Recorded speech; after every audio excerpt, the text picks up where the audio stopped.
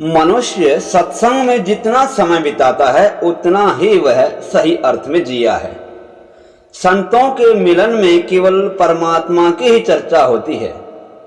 संत से मिलन होने पर तुम अपनी लौकिक बातें मत करो। यमुना जी को आनंद हो रहा है कि ये भक्त आज मेरे प्रभु की लीला का वर्णन करेंगे, गान करेंगे, मेरे श्री कृष्ण की बातें करेंगे, मेरे श्याम सुंदर का गुणानुवाद करेंगे, गुणगान करेंगे, लीला गान करेंगे। मैं अपने कृष्ण की लीलाओं का वर्णन सुनाऊंगी। यमुना जी शांत और गंभीर हो गई। उन दो भक्तों ने पहले बाल लीला, फिर पौगंड लीला, प्रौढ़ लीला आदि सारी लीलाओं का वर्णन संक्षेप में किया। उद्धव जी कहते हैं, मेरे प्रभु ने प्रभास में भागवत धर्म उपदेश देकर बद्रिक आश्रम जाने की आज्ञा दी थी। आपके दर्शन से मुझे बहुत आनंद हुआ है। विदुर जी कहते हैं, जिस भागवत धर्म का उपदेश आपको भगवान ने दिया था वह मैं सुनना चाहता हूँ। मैं जातिहीन और कर्महीन हूँ, किंतु आप जैसे वैष्णव तो दया के सागर होते हैं। भगवान ने थोड़ी सी कृपा मुझ पर की थी। आप मेरी इच्छा पूर्ण करें। मैं अधम हूं, फिर भी जो उपदेश आपको प्रभु ने दिया था आपसे श्रवण करने की इच्छा रखता हूं। मैं आपसे सुनना चाहता हूं, कृपया करके मुझे सुनाइए। उद्धव जी कहते हैं कि आप साधारण मानव नहीं हैं। मनुष्य जब तक दीन और नरम नहीं हो जाता तब तक वह भगवान को नहीं भाता। जहां भी दृष्टि पहुंचे वहां श्री कृष्ण के दर्शन की भावना करोगे तभी दैन्य भाव आएगा। विदुर जी, आपसे और तो क्या कहूं, जब मुझे उपदेश दिया था तब मैत्रेय जी वहां बैठे थे। भगवान ने जब सवाधाम गमन किया उस समय उन्होंने वसुदेव देवकी, रुक्मणी, सत्यभामा आदि किसी को भी याद नहीं किया, किंतु आपको 3 बार याद किया था। वे मुझसे कहते थे कि मुझे अपने विदुर की याद आ रही है, वह मुझे नहीं मिला। एक बार तो बाजी मैंने उनके घर खाई थी, उसका स्वाद मैं अभी तक नहीं भूल पाया। वह भाजी मुझे आज भी याद आती है।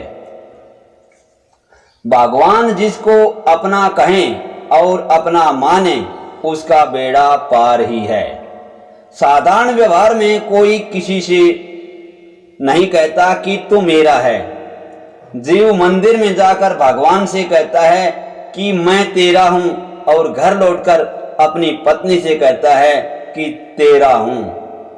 मंदिर में जो भगवान का था वह घर आने पर किसी और का हो गया, इसलिए भगवान न प्रसन्न होते हैं और न तो कहते हैं कि तुम मेरा है। मंदिर में जो भगवान का था वह घर लौटने पर यह भी भूल गया कि वह किसका है। भगवान को वैसे तो कई मनुष्य कहते हैं कि हम आपके हैं, किंतु ऐसे कोई नहीं कहता कि मैं केवल आपका ही हूं और अन्य किसी का नहीं हूं। कृष्ण तवास्मि न चास्मि परस्य। जगत में जब तक मनुष्य किसी अन्य का है तब तक वह भगवान का नहीं हो सकता। भगवान जिसे अपना समझें वह माया के बंधन से मुक्त हो जाता है। भगवान से हर रोज प्रार्थना करो कि आप एक बार कह दें कि तू मेरा है। भगवान जब कहें कि तू मेरा है तभी सच्चा ब्रह्म संबंध होता है। तुलसीदास जी कहते हैं कि मुझ जैसे कामी को अपना कहने में राम जी को लज्जा होती है।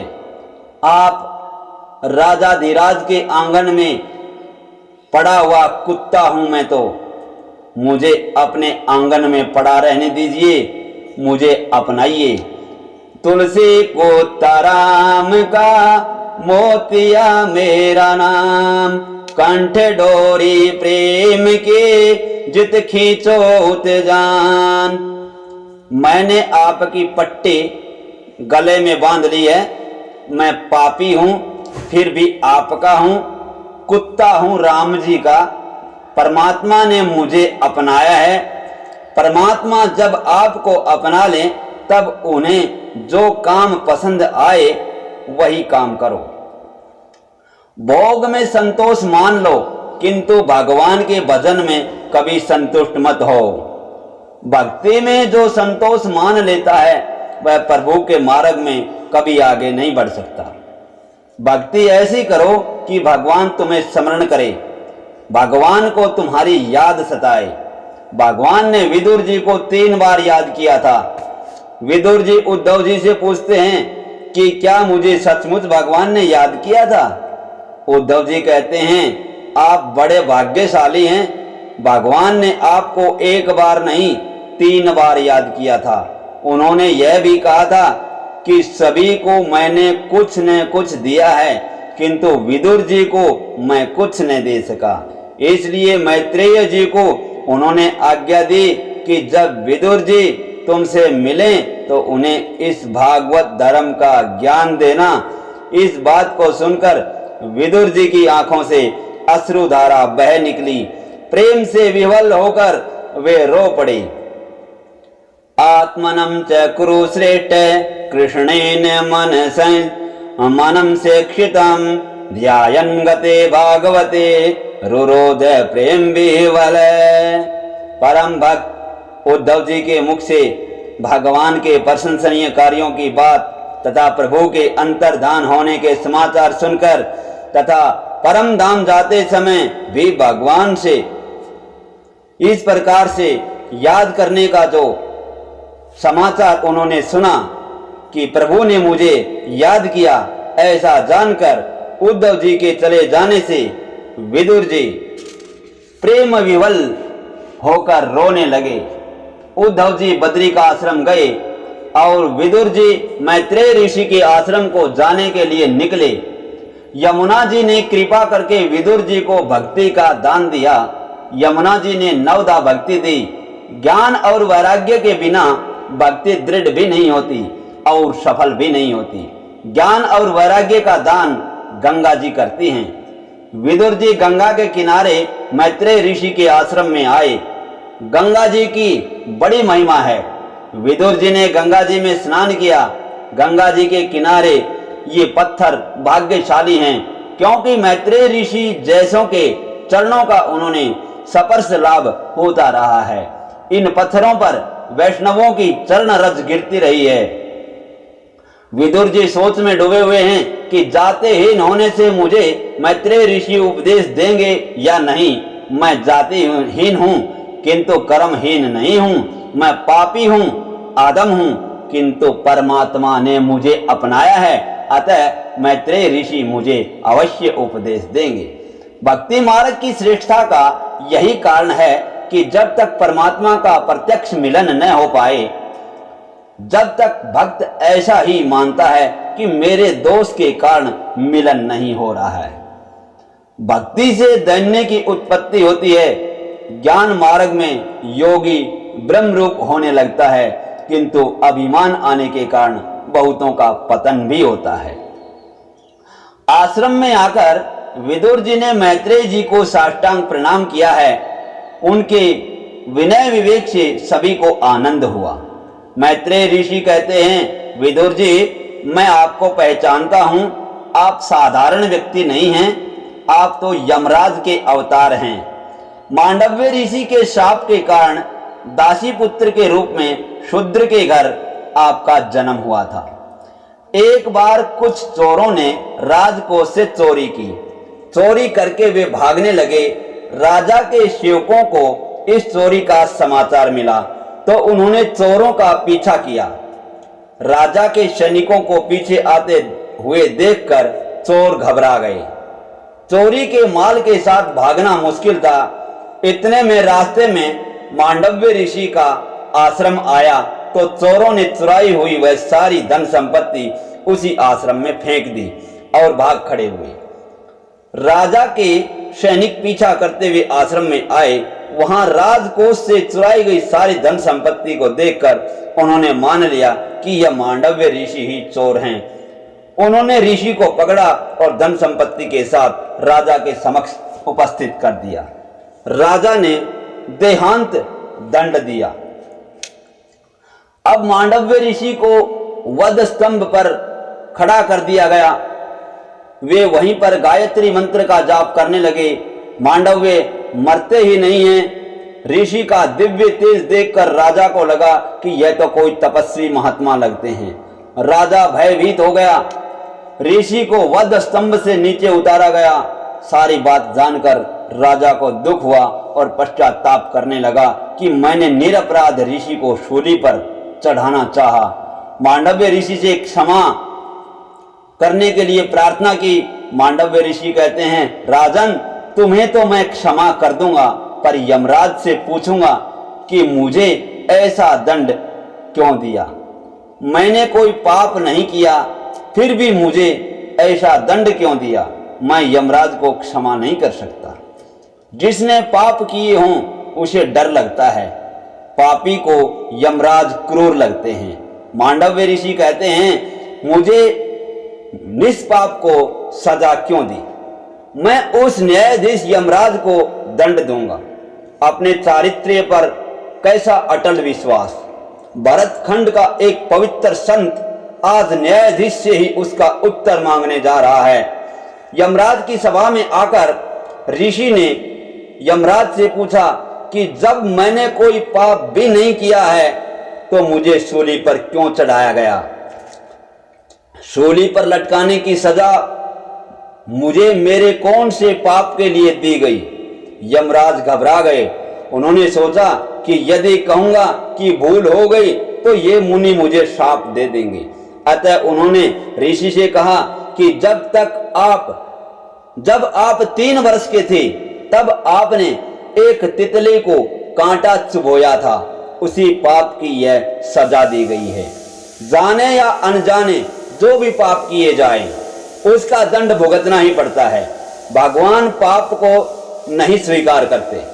पुण्य के उपभोग की इच्छा न करे तो कोई बात नहीं, किंतु पाप को भोगना ही पड़ेगा। पुण्य कृष्णार्पण हो सकता है, पाप नहीं। पाप तो भोगना ही पड़ेगा, अन्यथा पाप का नाश नहीं हो सकता। लोग शाम को दुकान से घर लौटते समय मंदिर में जाते हैं और हाथ जोड़कर प्रार्थना करते हैं, सारे दिन मैं जो कुछ झूठ बोला हूं, किसी को ठगा होगा, जो कुछ भी कुकर्म होंगे, वे सभी तुम्हें अर्पित करता हूं। कायेन वाचा मनसेन्द्रियैर्वा बुद्ध्यात्मना वा प्रकृते स्वभावात् करोमि यत् यत् सकलं परस्मै नारायणायति समर्पयामि। काया, वाचा और मन से जो किया जाए, अर्थात इनसे जो पुण्य किया जाए, वह प्रभु को अर्पण करना है। पुण्य समर्पित हो सकता है, पाप नहीं। भगवान पाप नहीं लेते। सामान्य सरकार पुरस्कार वापस लेती है, किंतु किसी को दी गई सजा वापस नहीं लेती। भगवान कहते हैं कि कैसा मूर्ख व्यक्ति है जो मुझे अपने पाप अर्पित करने चला है। परमात्मा को हमेशा पुण्य समर्पित करो। सदा यही सोचो कि सजा मैं सह लूंगा और ठाकुर जी को पुण्य अर्पित करूंगा। ठाकुर जी को सर्वोत्तम वस्तु अर्पित करनी चाहिए। इसका नाम ही भक्ति है। भगवान को पुण्य ही समर्पित किए जाने चाहिए। मांडव्य ऋषि ने यमराज से कहा, शास्त्र की आज्ञा है कि यदि अज्ञान अवस्था में कोई मनुष्य कुछ पाप कर दे तो उसका उसे सौपन में दंड दिया जाए। मैं बालक था, अतः अबोध था, इसलिए उस समय किए गए पाप की सजा तुम्हें मुझे सौपन में ही देनी चाहिए थी। तुमने मुझे अयोग्य प्रकार से दंड दिया है, अतः मैं तुम्हें शाप देता हूं कि तुम्हारा जन्म शूद्र योनि में होगा।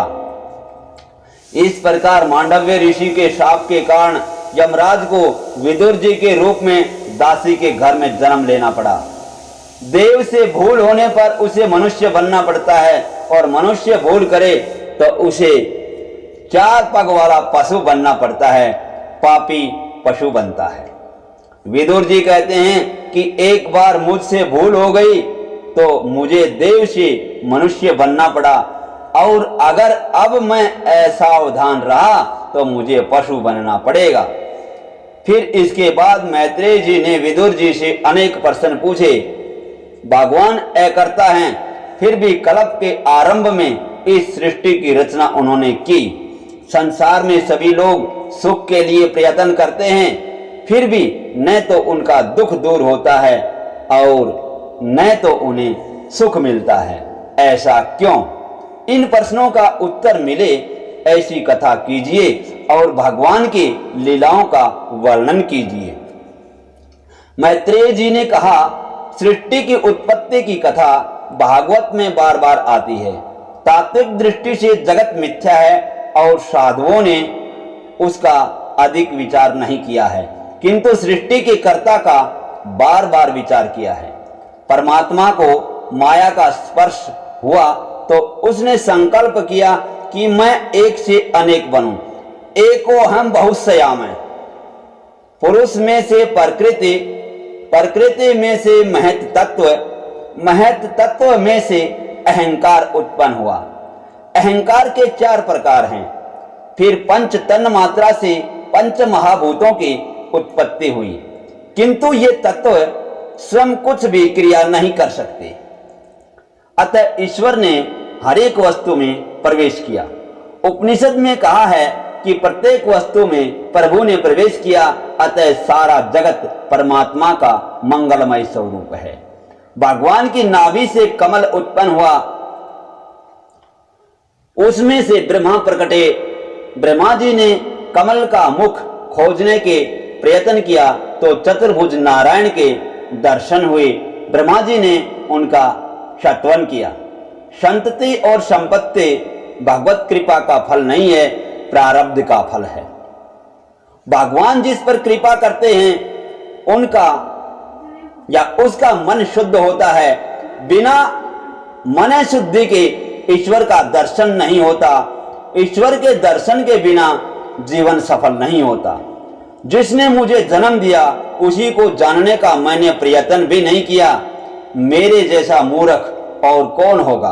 ब्रह्मा जी को डर लगा कि संसार में आने पर इंद्रियां कहीं गलत रास्ते पर न चली जाएं। ब्रह्मा जी ने सृष्टि का निर्माण किया, काम को जन्म दिया। काम ने प्रथम पिता को मोहित किया। प्रथम हुए स्वयं भुवय मनु और शत्रुपा रानी। उस समय पृथ्वी तो रसातल में डूबी हुई थी।